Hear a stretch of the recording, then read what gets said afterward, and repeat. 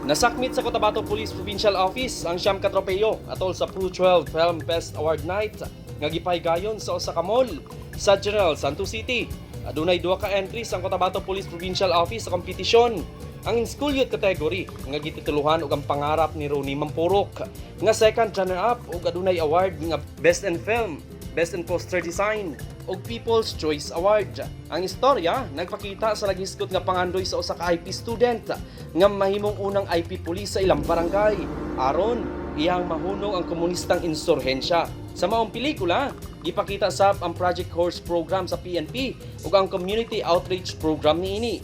Samtang sa out of school youth category nga adunay titulo nga Zone 3 Boys nga adunay award nga Best in Film, Best in Direction, Best in Editing, Best in Sound Design, Best in Cinematography o Best in Acting Symbol.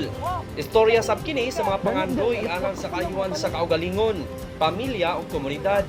Ipakita sab niini ang programa sa PNP nga buhay ingatan drugay ayawan sa kagipakusgan ug mas holistic nga kampanya batok sa illegal nga drogas aron makunuran ang panginahanglanon sa droga sa komunidad. Nagpadayag sa iyang pasalamat si Police Colonel Harold Ramos, ang Provincial Director sa Cotabato Police Provincial Office sa University of Southern Mindanao Faculty and Staff and Student, ilabi na sa Mindanao Tech o Mentec sa ilang partisipasyon ug suporta.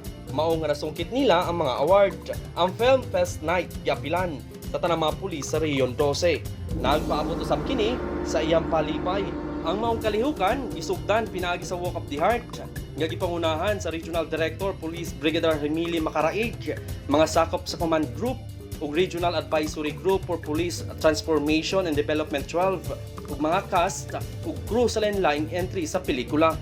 Marvin Arevilla, Newsline Philippines, Province of North Cotabato. Stay safe.